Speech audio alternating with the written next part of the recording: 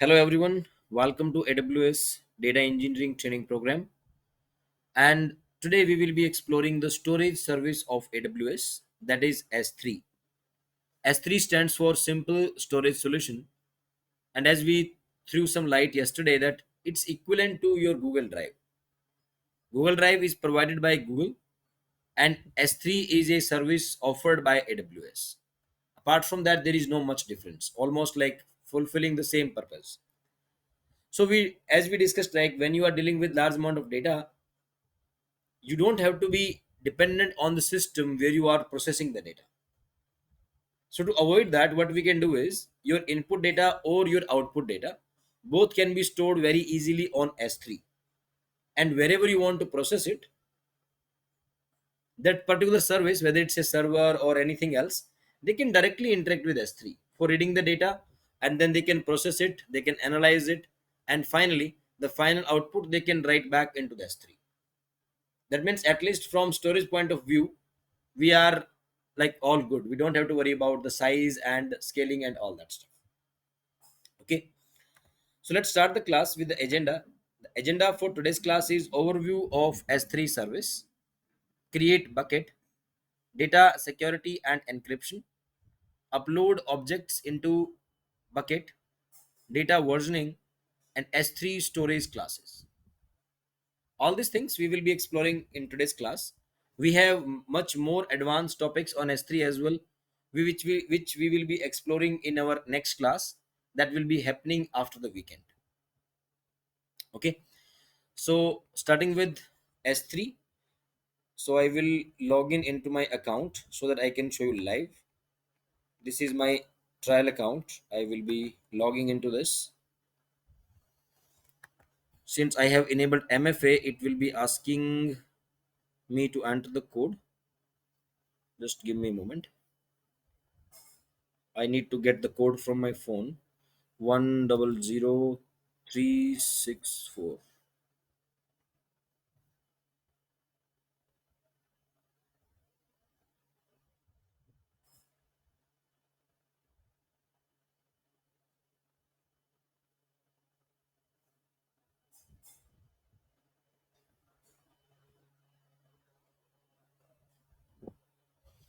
So you can see that on the left side there are recently visited service listed here, but you don't have to. In case it's not displayed in your case, you can simply go to the top search bar and type S3. You can see that scalable storage in the cloud. So we'll click on this.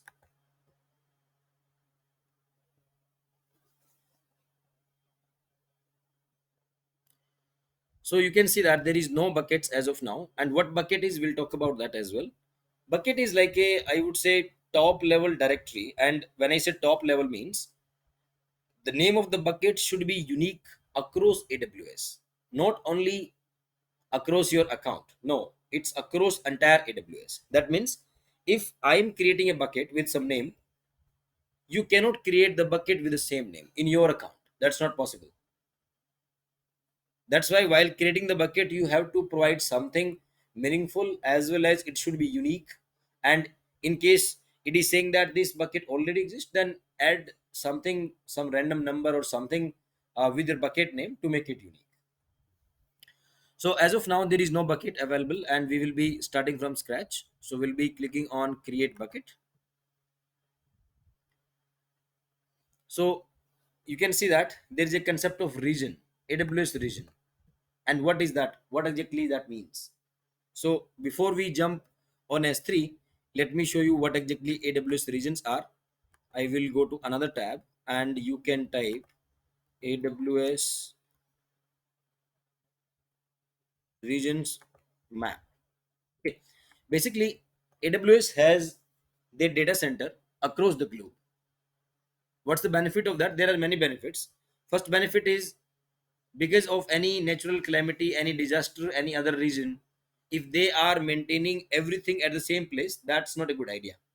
That's why they are, you can say, maintaining their data on different data centers across the globe. That's one benefit. Another benefit is that your different people, different projects, different requirements can be coming from different countries, And if the server is local to their location, it would be giving them the faster experience.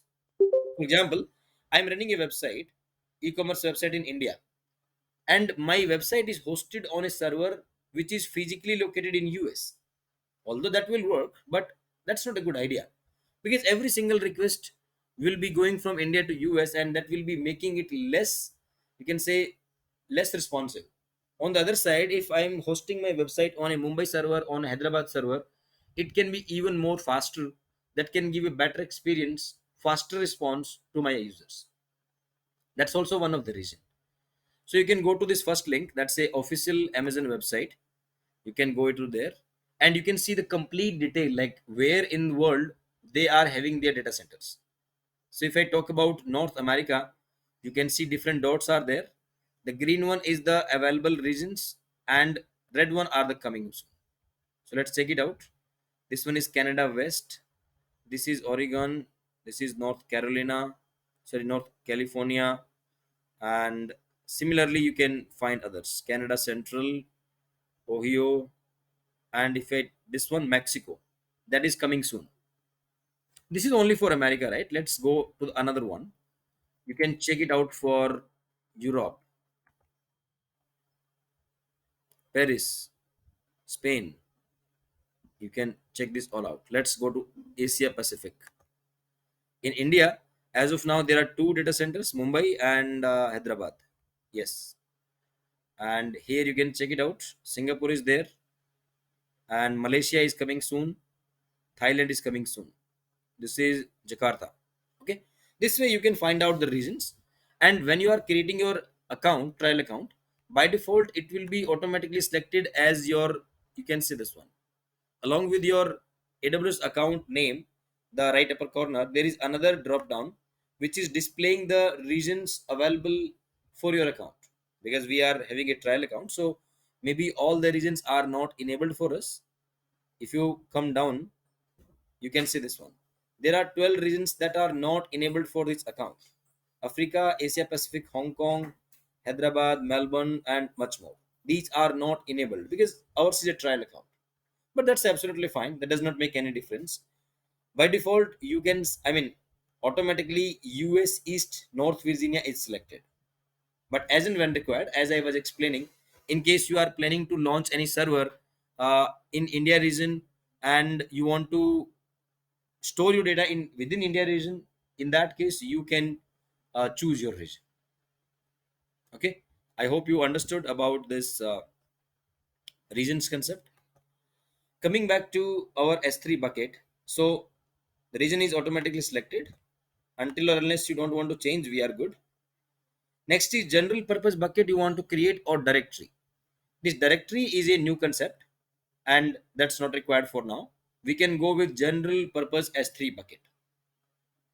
Bucket name, you can provide anything, and you can read this line: bucket name must be unique within the global namespace and follow the bucket naming conventions. In simple words, you should provide some meaningful name. So what I will do is I would say my first, some, I'm just giving some random name, my first S3 bucket, and let's try that. If it will not work, we'll give some random number. If it's not unique, then we'll give, most probably it will not work. Okay, after that, object ownership, it's very important. As we discussed yesterday, each and everything in AWS is controlled through the permissions. Ownership plays very important role. Suppose I am creating the bucket, that means I hold the ownership, but at the same time I may need to give the permission to other people, other teams, so that they can write the data into my bucket, or they can read the data from my bucket. Reading is fine, but what about writing?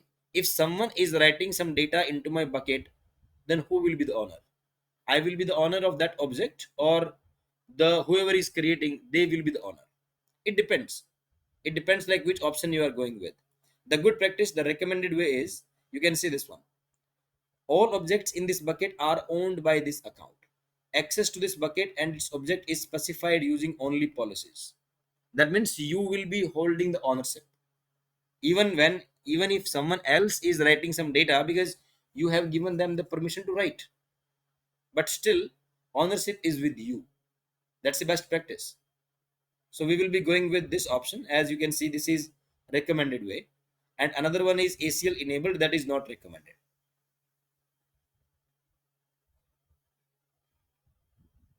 You can see that objects in this bucket can be owned by other AWS accounts, which I don't want. Although you can do that, technically that's possible if you want, but as a best practice, as a recommended method, you should go with this one so that the entire ownership is with you. Okay. So when we are creating a bucket, there are a lot of details we have to provide. Not details basically. Details is just a name which we have already provided, but there are a lot of settings. You should understand that. What is the meaning of that? Why do we choose this option? Why don't we choose that option? Or in which scenario we should go with another option? That you should be clear about. Okay. So I think I can take a pause here before we jump to other settings. I am taking a pause. In case you are having any doubt till now, you can ask me.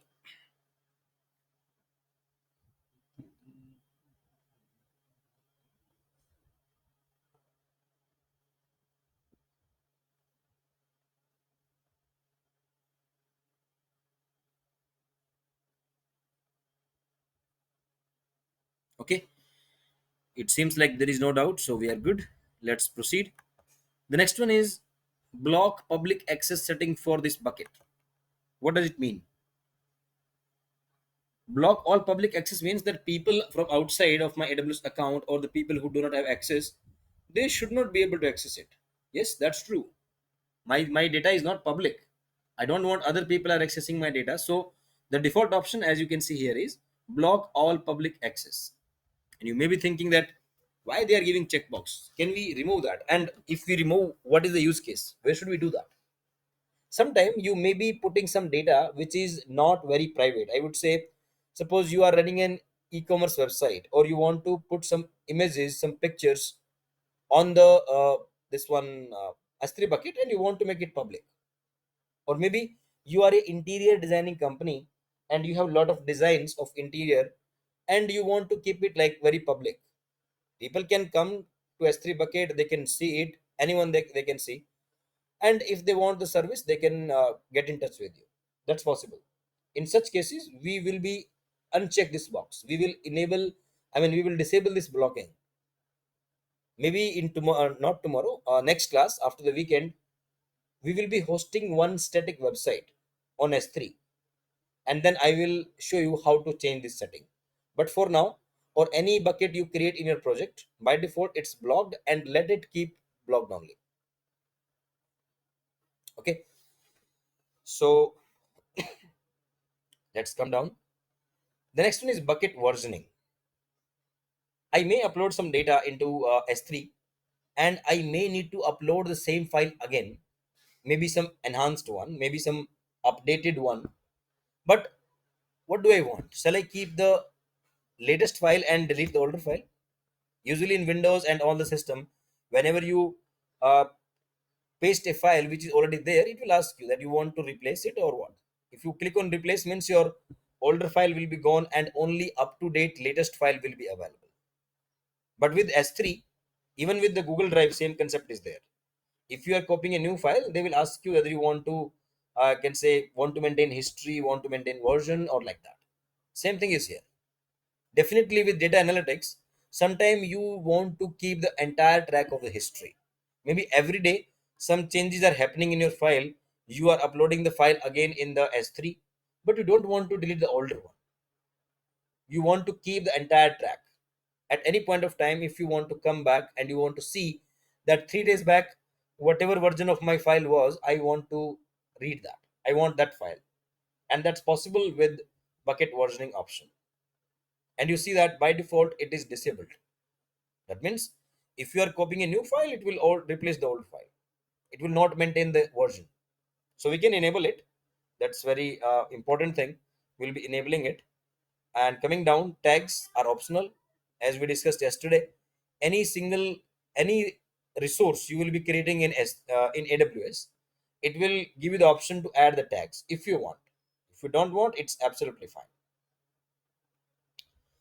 Moving to the next one, encryption. When data is directly stored in unencrypted manner, That's not good. Any hacker, anyone can read your data, and that's not good. Because first of all, we are not taking care of our data on our servers. Servers are only for processing now. Data is altogether stored separately on S3, right? That means data should be safely secured over there. And how to secure it? With the help of encryption. Now there are many ways to encrypt it. The very first option which is automatically selected is server side encryption with Amazon S3 managed keys. There are many ways of encryption. First way is that S3 is capable of taking care of encryption part and you don't have to worry about it. So you go with the first option. Second option is server side encryption with AWS key management service. If you look at our detailed course content, we will be talking about this key management service most probably in the fourth week of training. In short, this is known as KMS. What does it do? It takes care of encryption of all other AWS services. Wherever you are storing the data, whether it is a S3 or it's a database or it is something else, KMS service can help you to encrypt the data.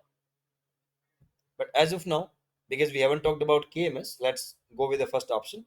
That is simply server side encryption with Amazon S3 managed keys.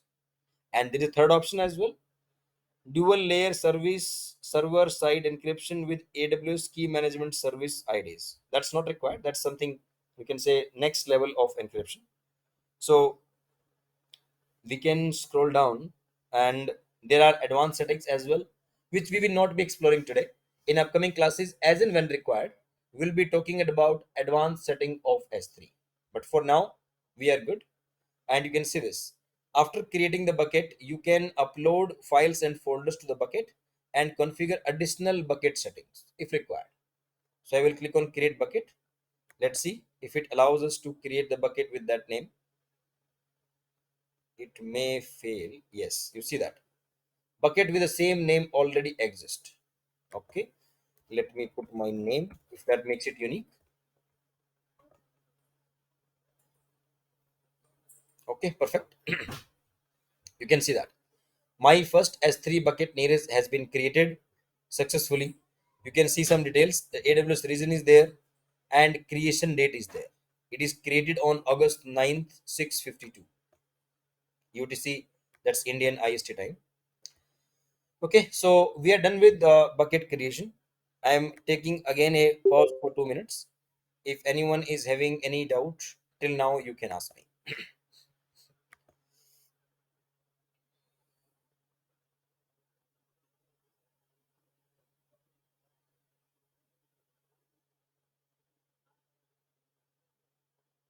Okay, so if there is no doubt, we are good to upload our first file. Just like in Google Drive, you click on upload and you can upload it. Exactly same is there. We will click on upload and choose some file for local system. Click on add files or add folder. If you want to upload the entire folder, even you can try. But I will be uploading one file only.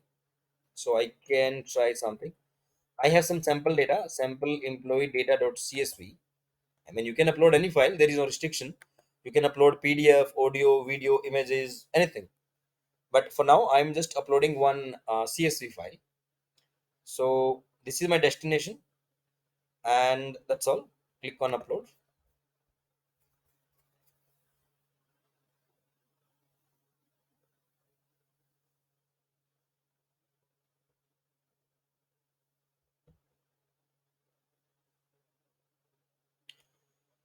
Okay, so file has been uploaded. You can click on those and you will see the file here. You can see that the name of the file is displayed here. Type is CSV. Last modified time size is 477 bytes and the storage class is standard. What storage class is all about, that we will be exploring shortly. Okay, so this is all about how to you can say upload the file into bucket. Now let's try to upload this file once again, but let's make some modification before that. I will be opening this file in my notepad. So you can say that I am just making some enhancement. What's the file name? sample employee data.csv and open it.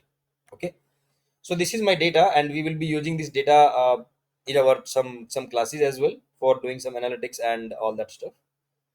So if you want to make some change, we can do that. You can notice line number 4. So the columns are employee ID, name, age, gender, department ID, manager employee ID.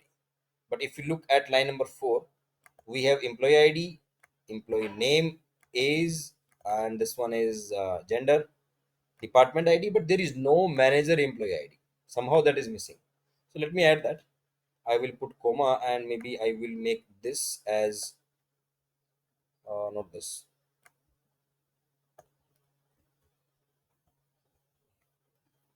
Now this file has been updated.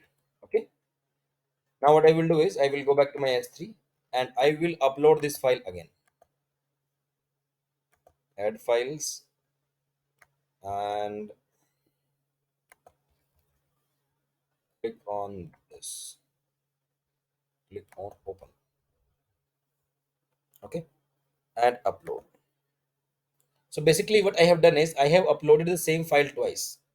Whether you make some changes or you don't make any change, it's absolutely fine. But you can upload it multiple times.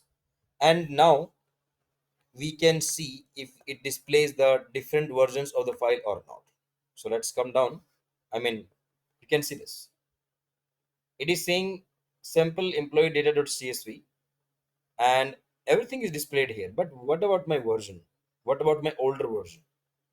So by default, it displays the latest version only. But you can see this small button show versions. You just click on that and then it will show you the older version as well. You can see that. This is my main file in the sense it's the latest version, and there is a unique version id as well. These version ids are helpful when you are accessing your data programmatically. Right now we are doing everything on the ui, it's quite easy to do. But suppose programmatically, using any command line, using python, using java or any other etl tool, if you are fetching s3 data, that point of time you may say that I don't want to read my latest data, rather I am interested in the older version. In that case, you need the version id. So you can see that file name is same, type is same, version ID is different, and definitely your last modified time will be different.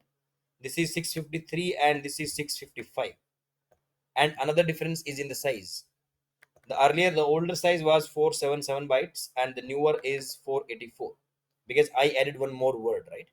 Like that. If you want, you can add some more data and again upload, and it will display 3 versions in that case.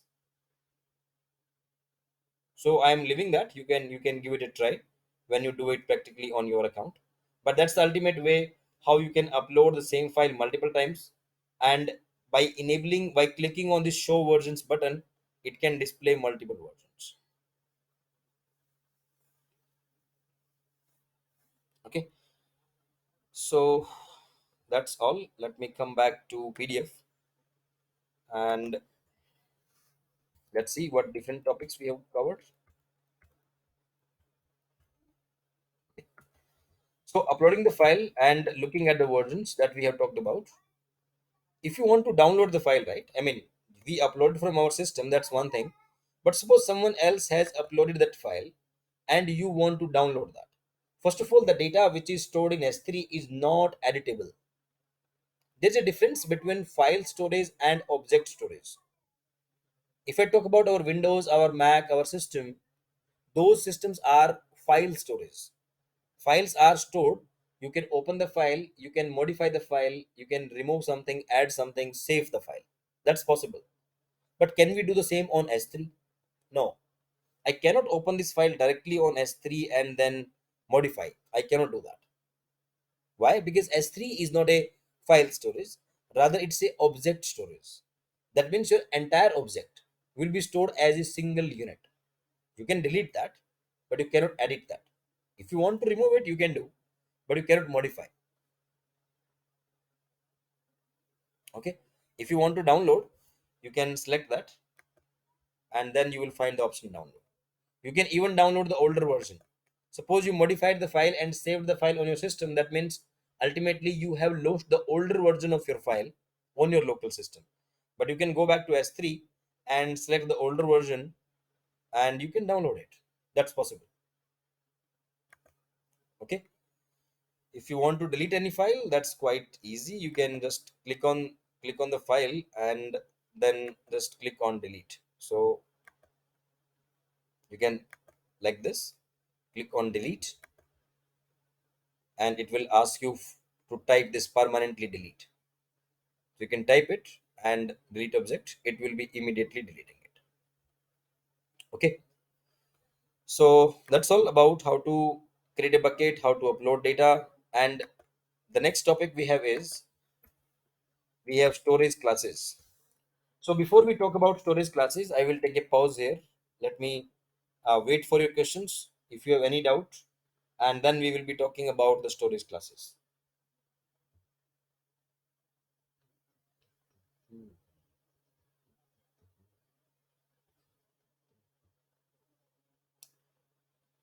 Okay, so I think we can get started. So storage classes. When I uploaded the file, you must have noticed that storage class was standard, and by default it will take standard only.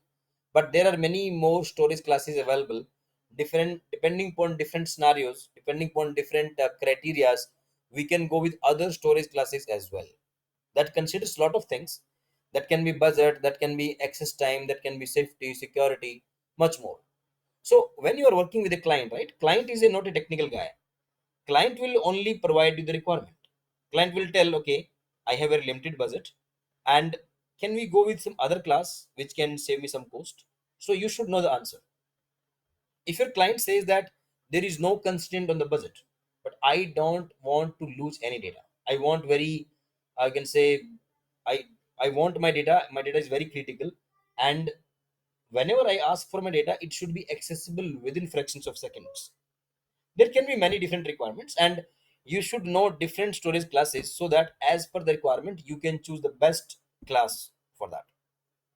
Okay, so let's talk about the first one.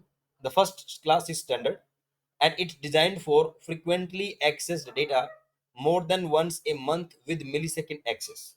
Two things are there: how frequently you will be accessing the data, and whenever you will be requesting for the data, how fast you want the data. Two different things are there.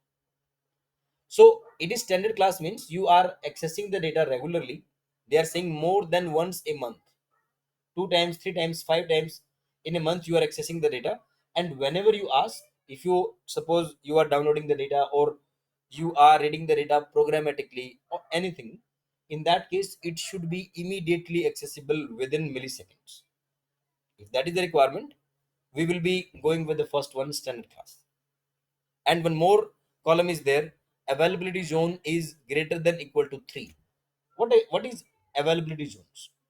So I was showing you the AWS regions, right? Let me go back and I will show you again. If I go to any of the region, suppose let's go to Mumbai, you notice one thing there. It is saying launch 2016, availability zones 3, and local zones 2. What exactly is that? Availability zone means that in the same region, they maintain your data in three different availability zones. Maybe basically, they are not physically stored together. Maybe some natural calamity, any disaster, any flooding, any war, anything can happen. So what they do is they maintain duplicate copy of your data in three different availability zones, so that in case unfortunately one data center is down, at least you can get your data from a different location in the sense from the same region, but you can say not on the same data center. That is known as availability zones. So AWS started with three availability zones, and you will find most of the regions are having three availability zones. But in specifically for US regions, you can even find up to six availability zones. So I can show you. If you go to North America and let's have a look. Northern California availability zones is 3. Okay, let's try something else. You can see that availability zones are 4. And if I check others, Canada is 3. uh, Ohio is also 3. Let's go to South America. It's also 3. Europe 3, 3. Yes. So most of the regions are having 3, but somewhere you can find 4, 5, even up to 6. These are 6 availability zones available. So that's why if I'm coming back to our slide, you can see that if you're going with standard, by default, you don't have to maintain the duplicate data by yourself. That's not your headache. AWS will automatically maintain the duplicate copy of data on 3 or more than 3 availability zones. Okay, this is about first class. Second class is intelligent tiering.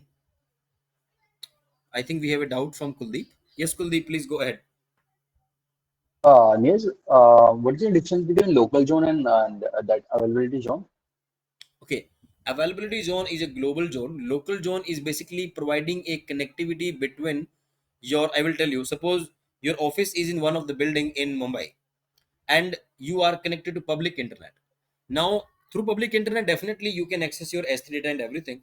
But you are saying that can we set up some wire between my office building and AWS data center so that I get better connectivity and better security of the data? If that is the case, AWS will charge it for you, heavily charge it for you, because they have to put the pipelines and wiring and everything. But ultimately, they will provide you a private network between your office building, basically between your company's network and your AWS nearest data center. That is known as local availability zone. And similarly, there are more concepts. If you have noticed, somewhere they were talking about some wavelength as well. It was there somewhere. Let me check again.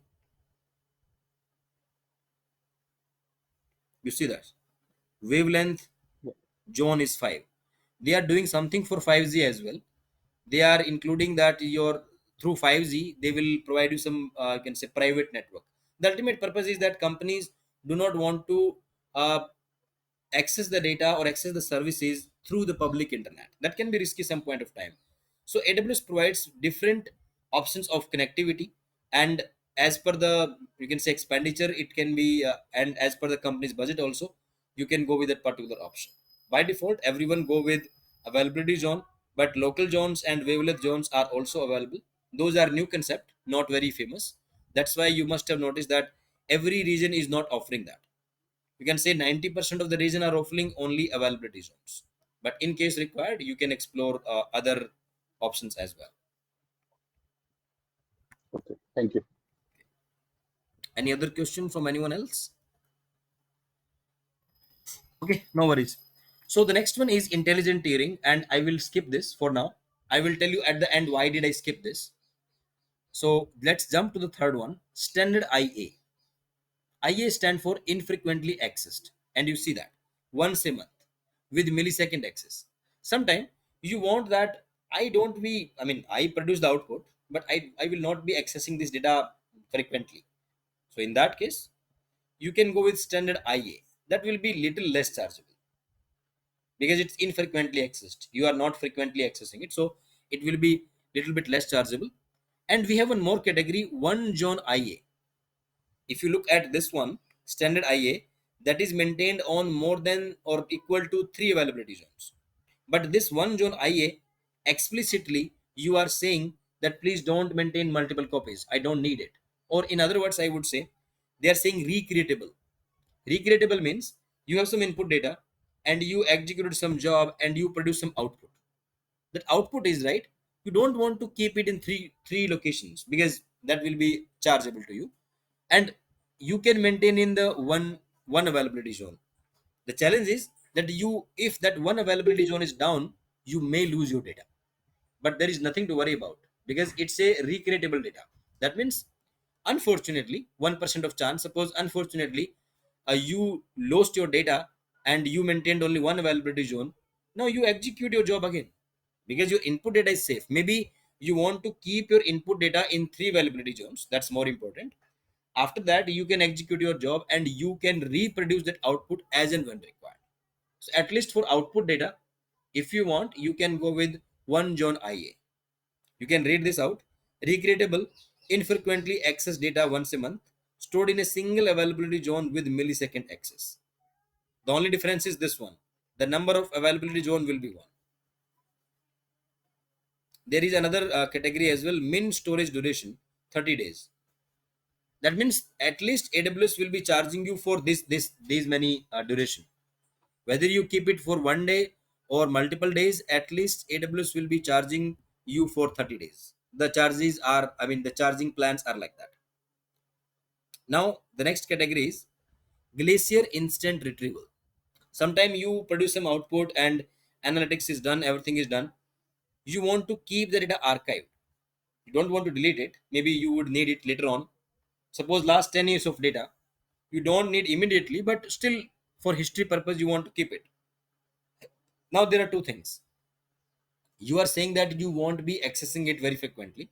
That's fine. That means you want to keep it in the archive.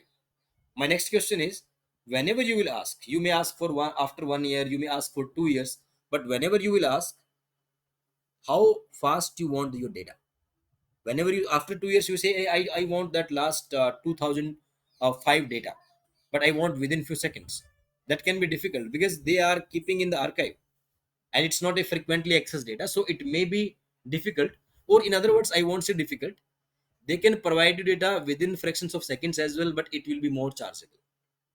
If you can wait, then it can be less chargeable. If you say that I want 2005 data, but I'm okay to wait for few hours, you provide me data in next couple of hours, I'm okay. In that case, it will be less chargeable. So different options are there. You see this one, long lived archive data accessed once a quarter with instant retrieval in milliseconds. Now the access frequency is going like less. You will be hardly accessing it once a quarter, but whenever you will access, you will want it immediately, instant retrieval. So for that one, it will be like charging more.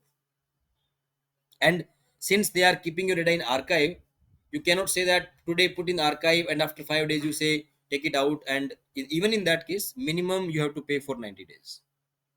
So why we are exploring all these options is that when you are working with a client and they are giving you different criterias based upon the budget, based upon the data availability, based upon the data safety, security, in that case you can go with the appropriate storage class. Okay, we have few more. Let's quickly check it out. So glacier instant retrieval we talked about, and the next is glacier flexible retrieval. So the only difference is that access time, retrieval time basically, retrieval time will be minutes to hours.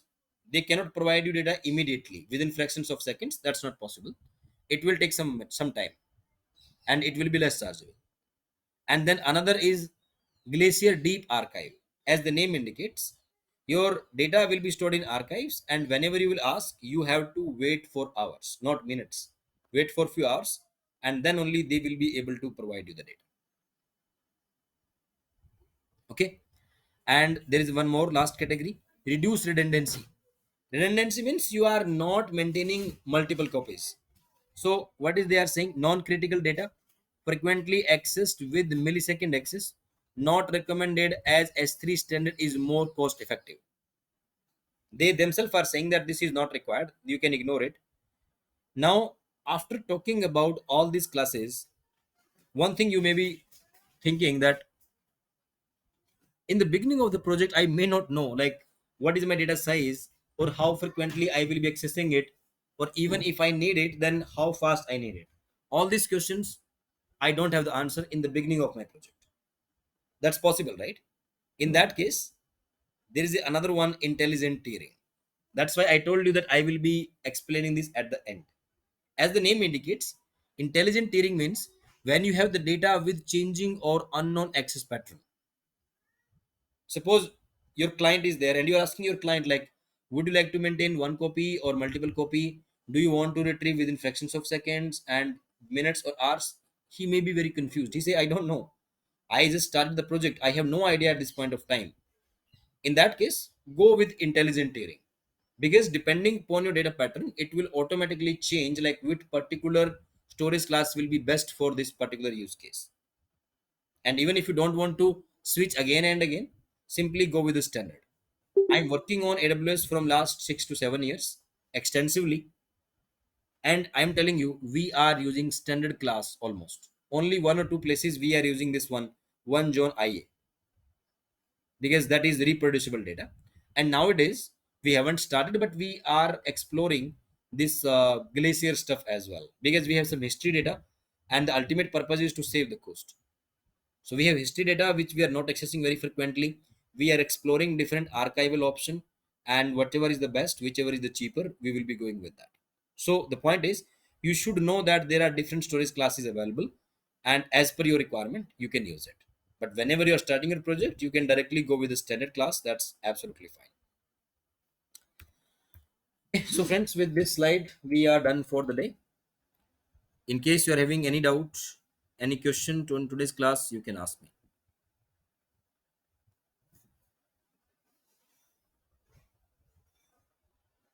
Uh, Neeraj, just one question here. Mhm.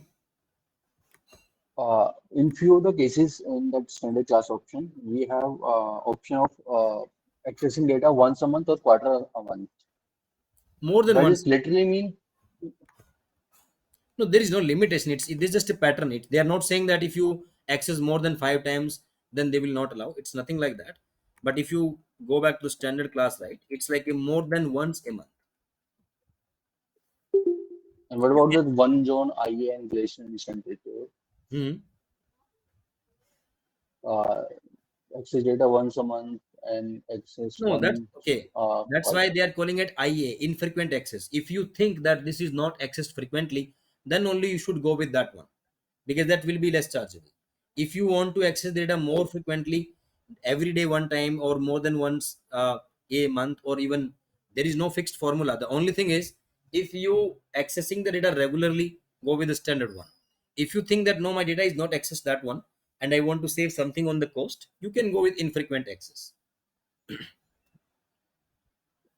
Okay, thank you. Okay, any other doubt from anyone else? So, friends, we are done with this week of the classes. Next 2 days, that is Saturday and Sunday, are the weekend off. The next class will be on Monday morning India time. That would be Sunday evening US time. The meeting link will be same, and I would recommend that over the weekend, if you haven't created your trial account, you create it and do the things practically, so that in the next class, when we will explore more advanced topics on S3 and we'll do something practically, then it will be more clear to you. So that's all from my side. Yes, Thank where you. would I, Yeah, hello? Where would I get the downloaded versions of these classes? you can find on the same app. I think you have installed the app, right?